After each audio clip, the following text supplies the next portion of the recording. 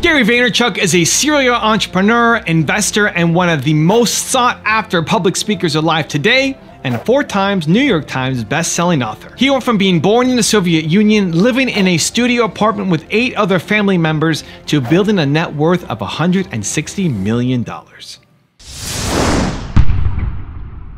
Need motivation? Watch a top 10 with Believe Nation. Top 10, I got a top 10. Got my motivation high for my top 10. Gotta learn from the wise women and men. All my life, like 9 and 9. For my top 10, top 10, 9 and 9. This one's for my top 10. Hey, it's Carmichael, and I make these videos because you are probably the most ambitious person in your circle, but you know you're capable of more. And you get that push by surrounding yourself with the best. So today, let's learn from one of the best, Gary Vaynerchuk, and my take on his top 10 rules to success. Okay, let's kick it off with rule number 1. Take accountability. If you, even for a second, think it's a good idea for Apple and Google and Facebook to help you be less addicted, you are on the path of losing. You don't like Instagram? Delete it. The second we allow ourselves to let the machines help us help ourselves is the second you become more vulnerable. I believe that. Could you explain that more? Sure. Like, you want Apple to limit the amount of time you're on Instagram for you? Yeah. Like, you think that's the way, that's what, you want that? Mazel tov, take it. But like, I promise you, then there's gonna be the next thing, and the next thing, and the next thing. You're either social media is exposing us, it's not changing us. There is no social media, brother. They're empty pipes. Social media doesn't make you mean. Social media doesn't make you insecure. You're insecure, you're mean. We're getting exposed, not changed. We're addicted to human interaction. The reason the world exists in a world where we've had atomic bombs for 70 years is we like each other.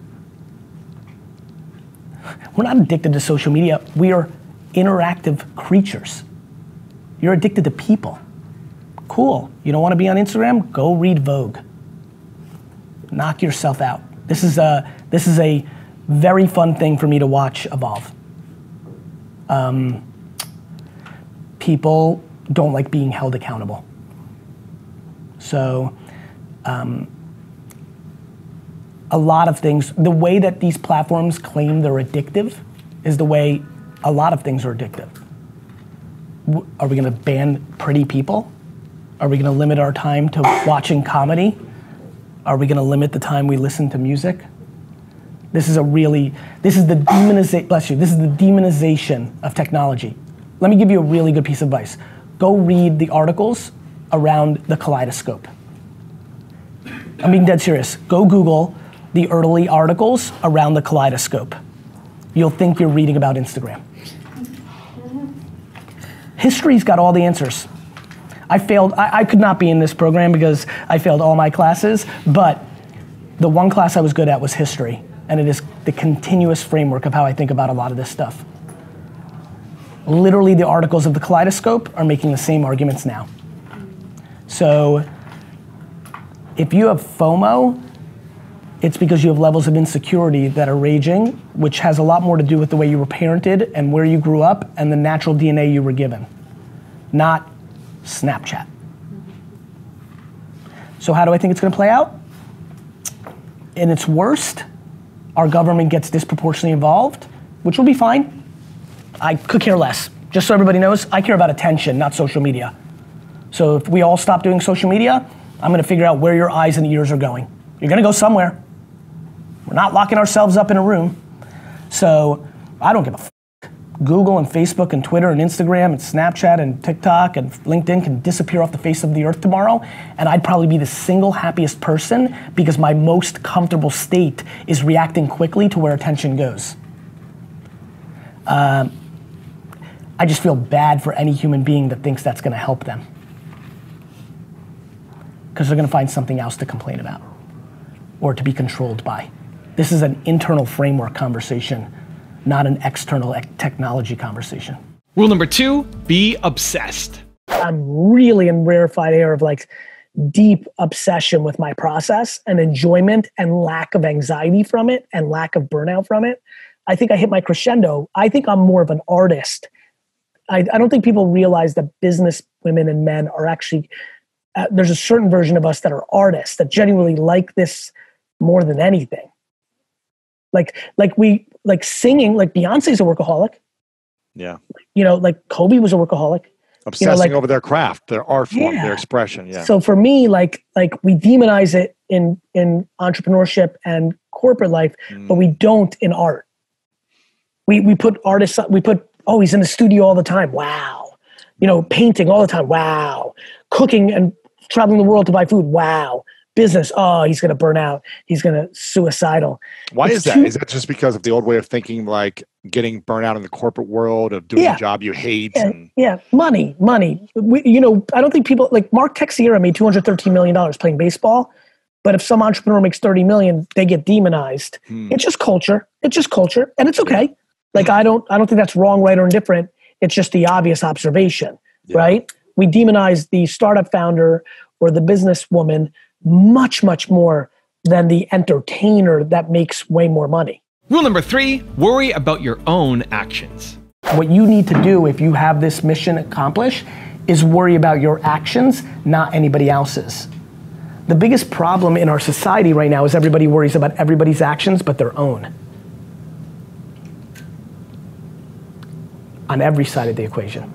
So what I would tell you to do is what I'm doing for a living, which is I have unbelievable social wants of kindness for the world, but I'm not gonna allow my friends to tell me how to do that. My friends tell me I need to be a keyboard warrior on Twitter. I think they're full of shit and trying to look good on social media, but don't live their truth. So it's about understanding the unique perspective that you bring and not letting other people kind of like play with that. In action, meaning continue to do your podcast, continue to put out content, continue to wear your t-shirt, but not worry about what anybody else is doing with it. Because when you try to boil the ocean, you don't. Rule number 4, be fear-proof. What's been your biggest fear in all of this? Or do you feel like you're pretty fear-proof at this moment with everything you've been through? I'm fear-proof because I'm willing to go to zero. Yeah. You can live on in a small apartment and, you know, live at your parents' house. I really can, man. Yeah. I don't know what else to say. Like, this has proven it to me even more. You know, any 0.0001% of me that thought, well, I've been saying this for the last 2 years, am I full of shit, has completely gone away. Yeah. Like, I don't fear because I don't value things and money. My biggest fear is my parents getting sick. Mm-hmm.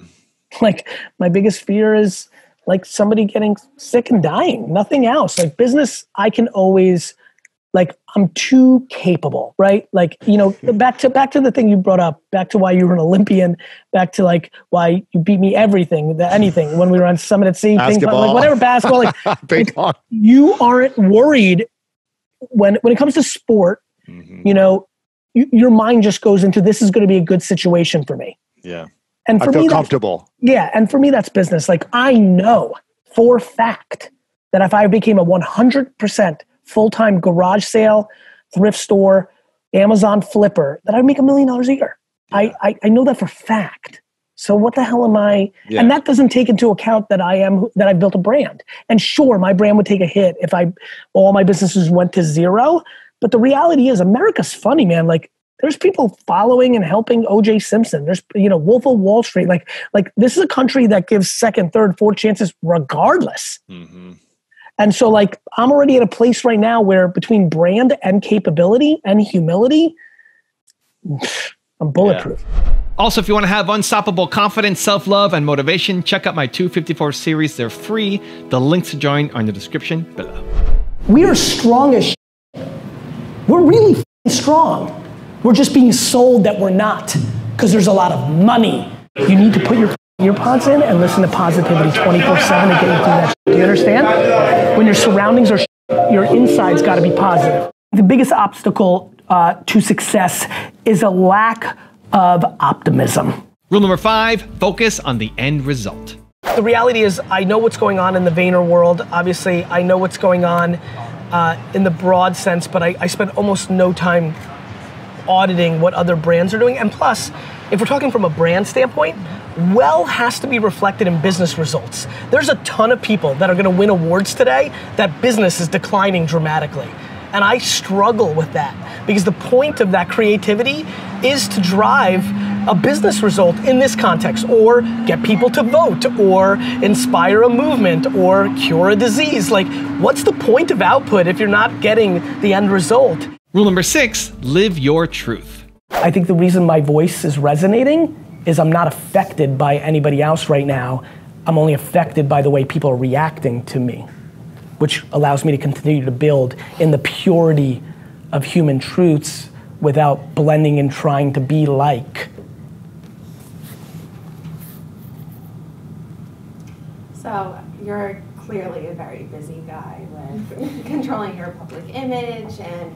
You'll appreciate this real quick on that front, just to jump in, I'll let you finish. I give 0 thoughts to controlling my public image. 0. I mean, my team's in here. I don't even look at what they're making. The way I control my public image is by living my truth and letting the chips fall.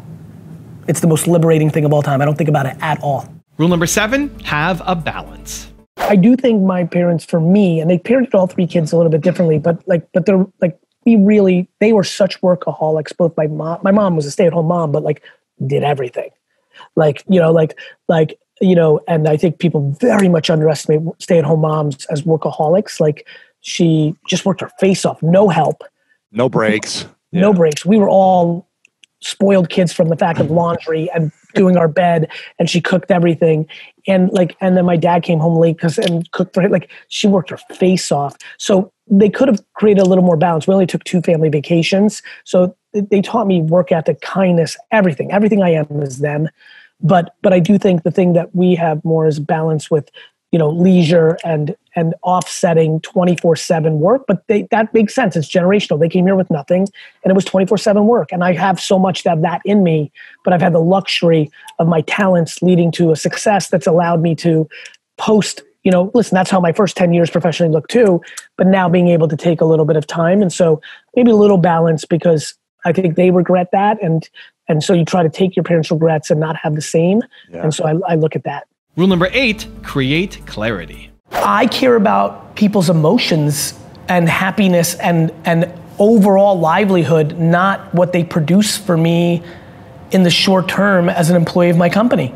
I don't know what else to say. I care more about, I look at our voluntary retention numbers 10 times more than I look at our profit margin. And I'm an HR-driven CEO, not a CFO-driven CEO. Here's why. I want to create clarity for everybody who's listening. Because I'm playing forever. I own my businesses.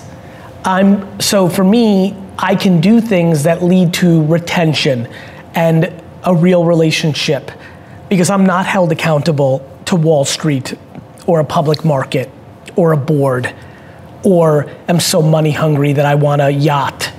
And I believe most are. Rule number 9, be thoughtful. What is amazing about the volume model is the notion of marketing for the sake of better marketing.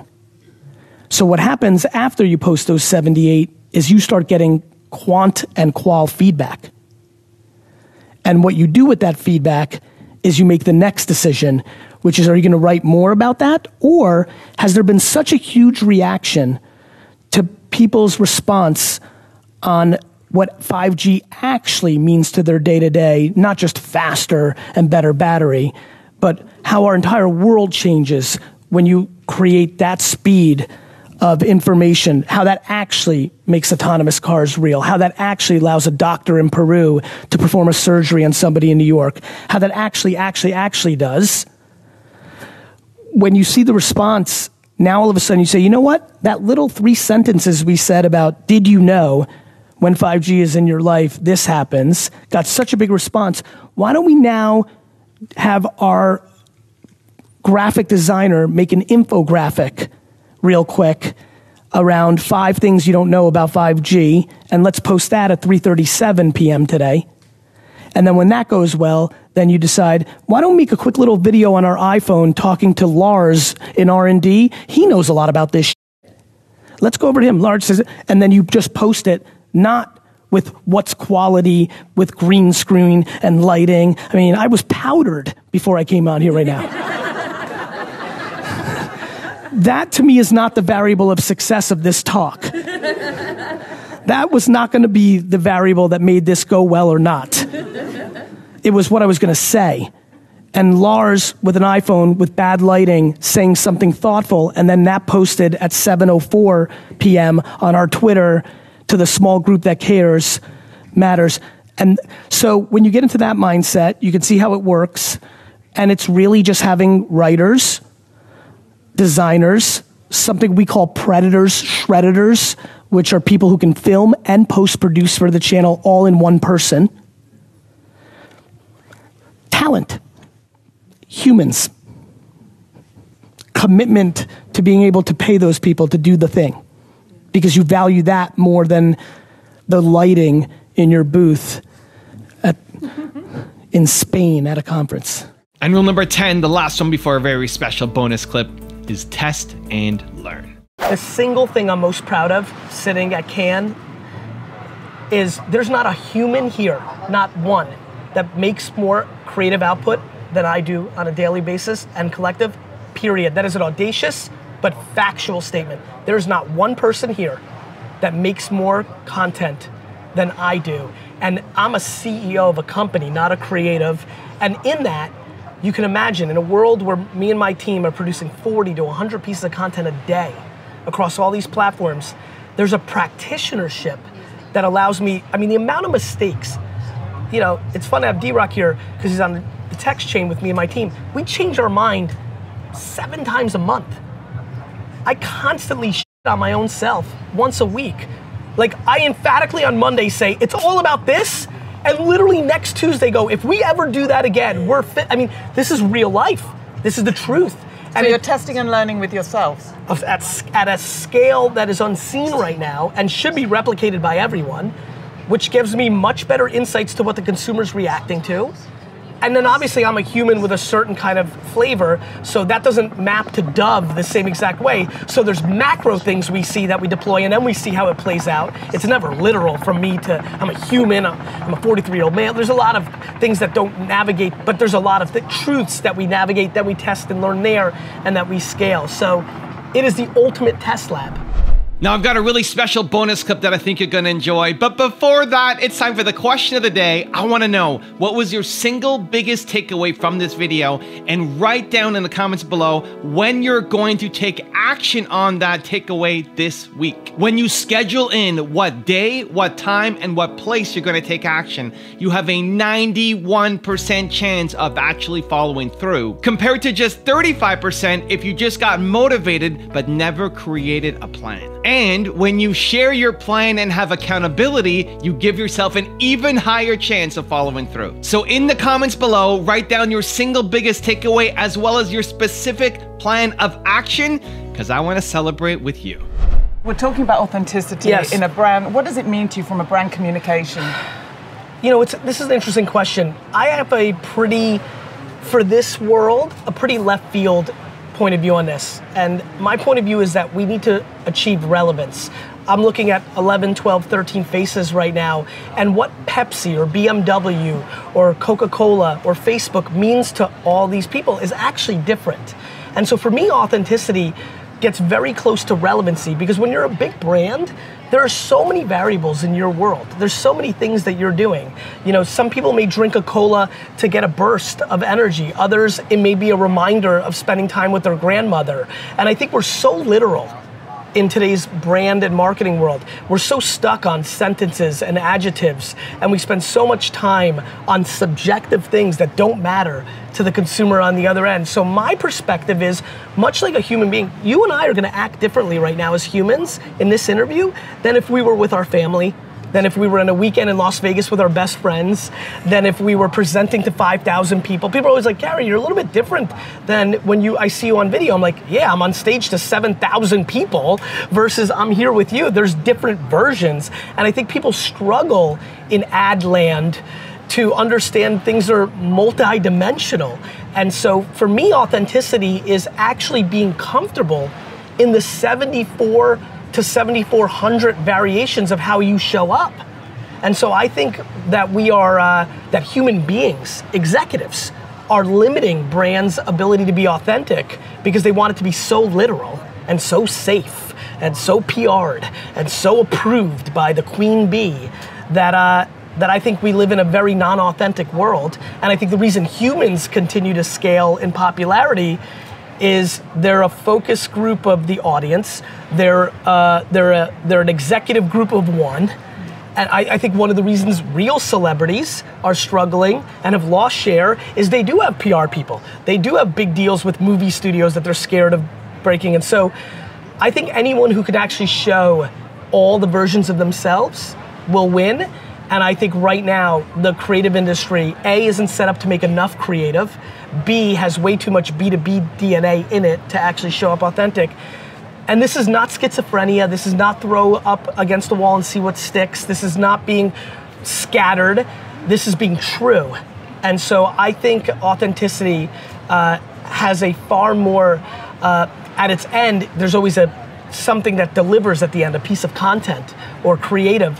And I think it's being far more wide than it's been over the last 80 years.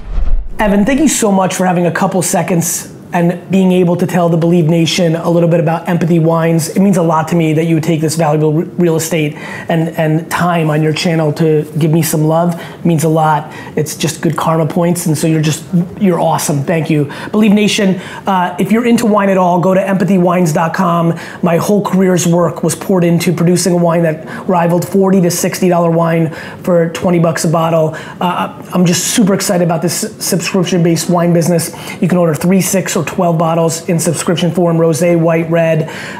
If you search on Instagram or Twitter, you will be blown away. People are literally like, I don't even like Gary Vee, but the wine's good. Super proud of the effort. Thanks, Evan, for the time. Wishing you guys all happy and healthy.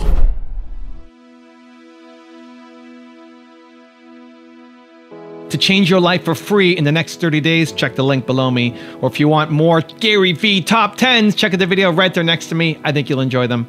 Continue to believe, and I'll see you there.